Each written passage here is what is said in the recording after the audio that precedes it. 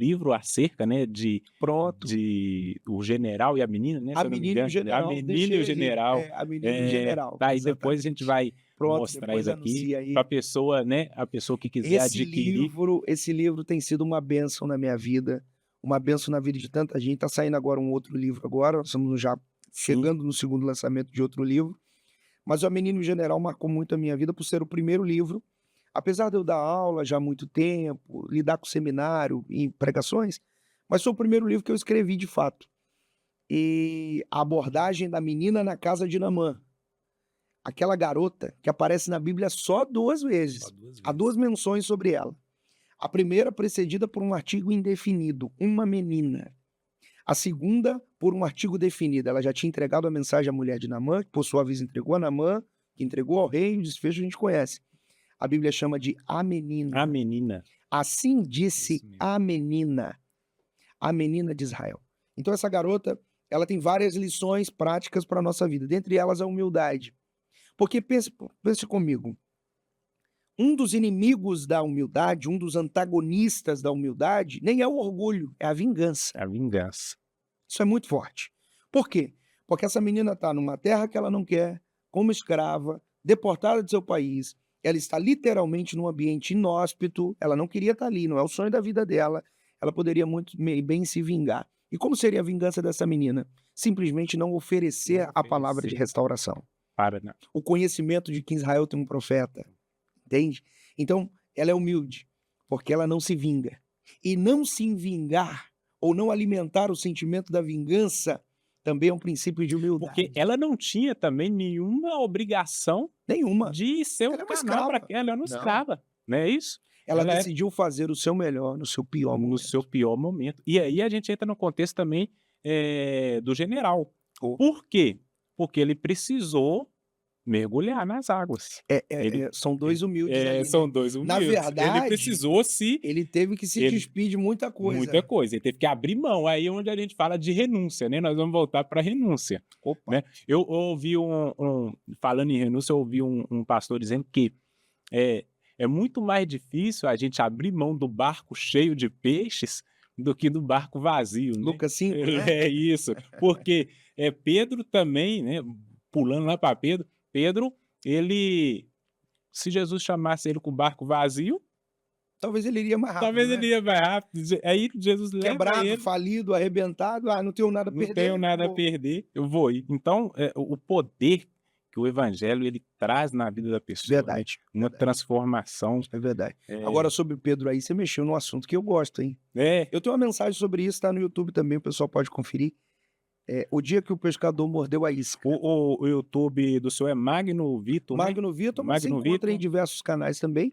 Meu Instagram você encontra mais mensagem, que é @magnovitor_. underline. Lá todo dia conteúdo de vídeo, muita coisa sobre a palavra, sobre a teologia, sobre o ensinamento bíblico para você crescer.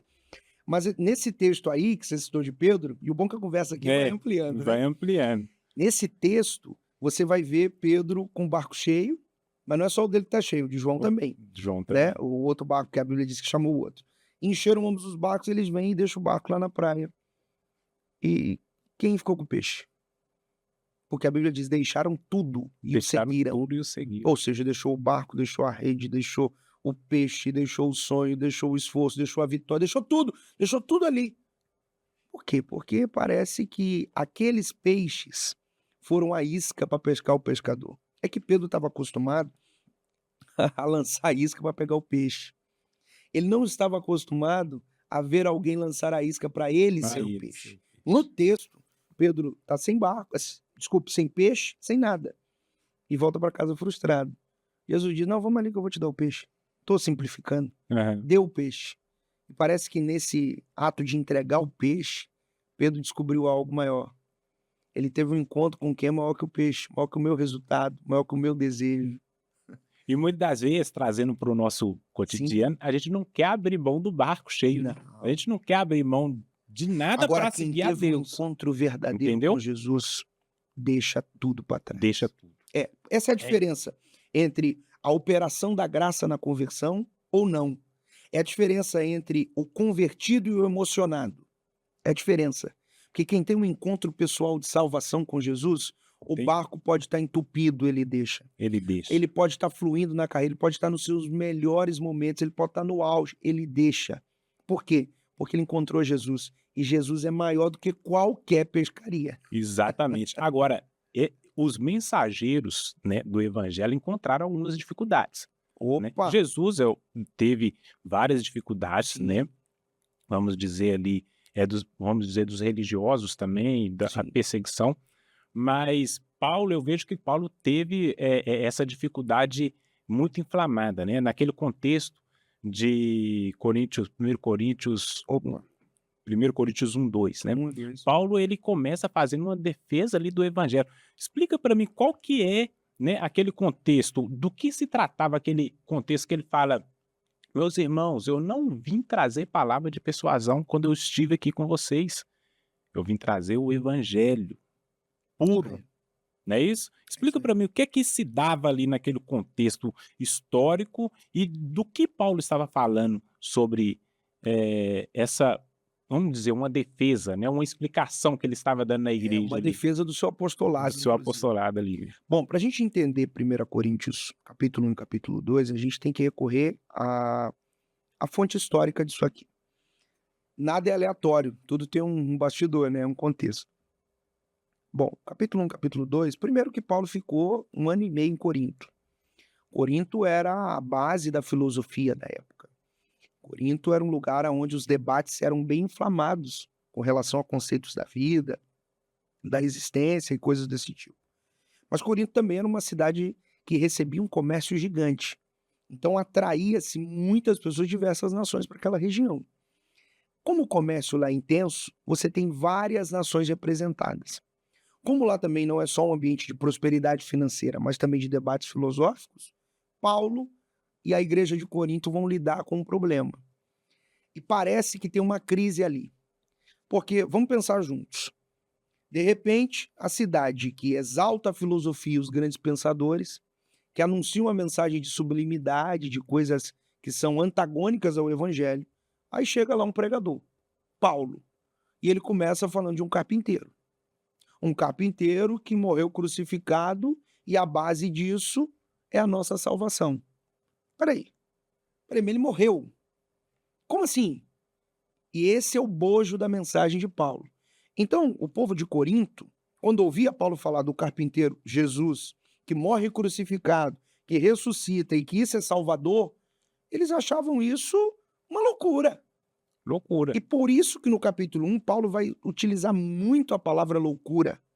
A loucura de Deus é mais sábia que a sabedoria humana, porque a mensagem da cruz, para eles, para os que perecem, é loucura. A Mas para filosofia não nós, aceita isso, né, principalmente naqueles porque o tempos ali. filósofo não vai racionalizar isso. Como é que ele termina desse modo?